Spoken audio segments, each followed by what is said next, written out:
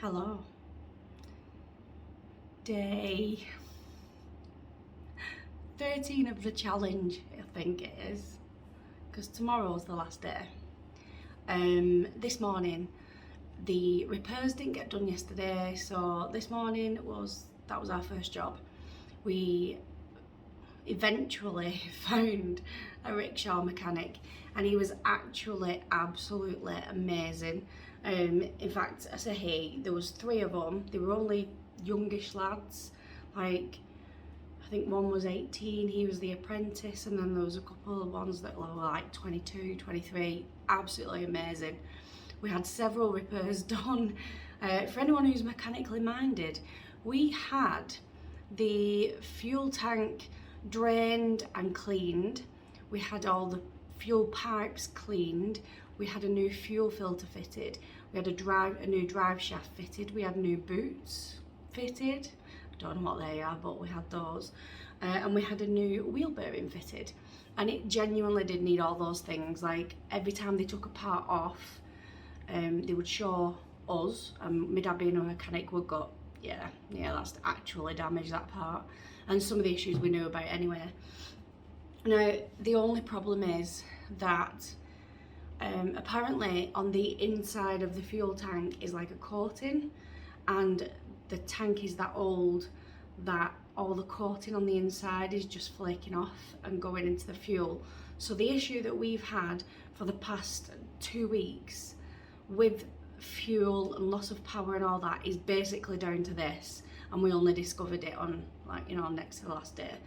Nobody else figured out what it was. So all them bits of crap, imagine your plug hole in a sink, and then when you take the plug out and the water's going down, any little bits of crap, it goes with it, doesn't it? Well, what's happening in this case is all these bits of crap are going with the flow to the valve, and then sitting on top of the valve and completely blocking it so that fuel isn't getting through. And like I said, he completely cleaned the tank, but said it's going to keep happening. It really needs a new fuel tank. We was hoping that it would get us to the end, and it didn't. It got us 180 kilometres, and then it started again.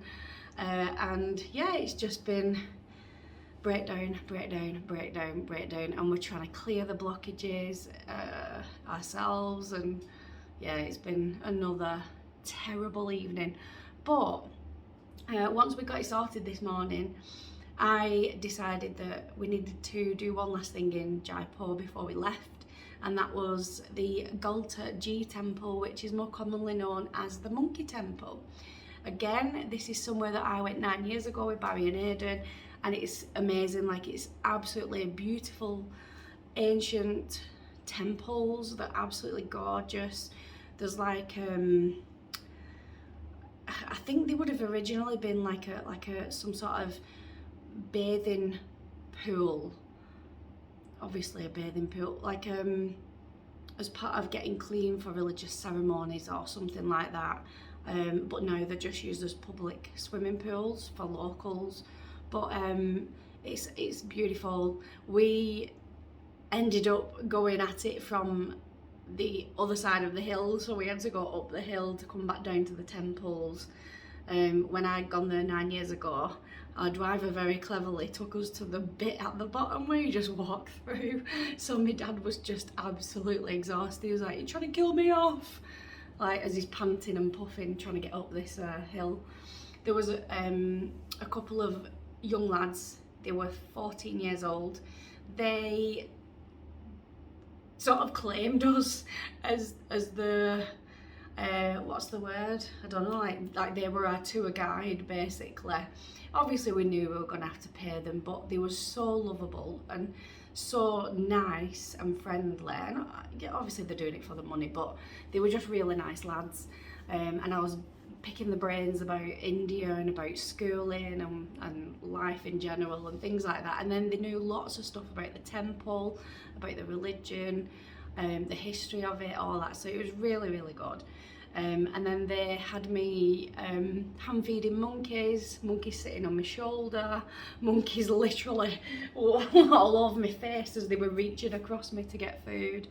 But yeah, they were absolutely really nice lads. And in fact, the third one stayed behind to look after the rickshaw because there's lots of monkeys in the area and they'd just gone in and destroyed it. So anyway, we had a nice morning actually, even though it was physically hard work up and down the hill. It was really nice to just do something touristy that isn't driving. So, and then we got back in the rickshaw and we drove, and it should have been roughly 6 hours, and it took us, well, we set off at 2 and we got here at 11:45 at night. So yeah, it's taken us a while. And I know, I think it's quite difficult for everybody back home to get some perspective on all these breakdowns and the troubles that we're having. And I just want to say it's not just us. There are many teams that are really struggling, that have had several breakdowns. In fact, there's been 4 teams that have had to drop out of the challenge altogether because of different issues, not just breakdowns. So yeah, we are having a bit of a shit time, but many other people are as well. It's not just us. The first team to drop out was because of Delhi Belly. They didn't even get off the start line. They had it so severely that one of them was admitted to hospital, and when he was admitted they told him he was very close to renal failure. He'd been that unwell for several days, not even able to keep sips of water down or anything. And then the second team that had to drop out was because they were involved in a road traffic accident. They were pulling out of their hotel, I think it was on like day 3 or 4, it was right near the beginning, pulling out of their hotel in the morning to set off for the day, and a van just came along straight in the side of them, full belt. Thankfully they weren't injured very badly. The girl of the team, she is absolutely lovely, such a lovely person, and I'm not going to name her just in case or say anything that would identify them, but she ended up having stitches across her head here, stitches all up here, lots of bruises, grazes, things like that, a bit of mild concussion, but thankfully not badly injured as such, if that, you know, I know it's not nice, but at least she wasn't horrendously injured. The third team that dropped out was because of repairs. They broke down that many times, they'd spent that long with several million mechanics and nobody could figure out the issue. They put that much money into it that they just said it's not even worth it anymore. They wouldn't have got to the finish line.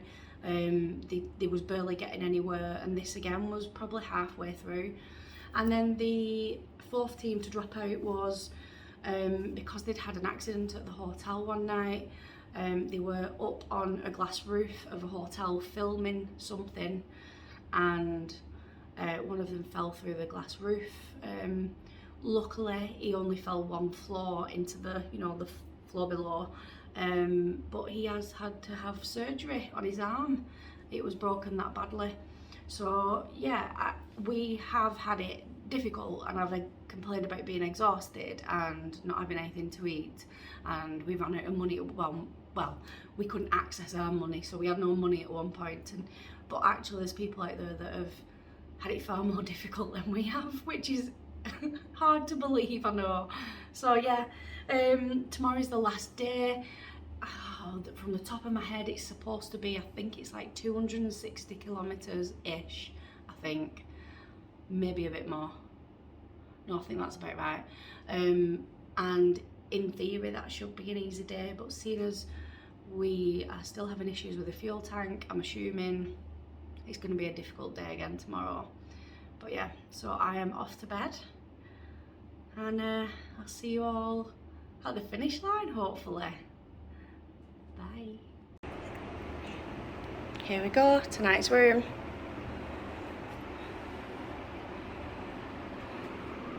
It's actually quite nice, but you would not believe the area that it's in. Honestly, I've driven down more back alleys and roads that weren't even roads and past dodgy characters and everything just to get here. It's so incredibly hard to find this hotel. It's unbelievable. It took us about half an hour of just driving round and round the city trying to find it. It's midnight and we've just got here. And I desperately need a shower. So even though I've only got 7 hours till I have to be back outside in the tuk-tuk again, I really need a shower. So this is £20 a room per night. This is in Jodhpur. We're in Jodhpur. I can't say much else. I just need to shower and sleep. It is a nice room. Shame about the location of the hotel. And the fact that when we got here, all the doors were closed and locked and I had to bang my way in. Even though I told them we would be arriving very late.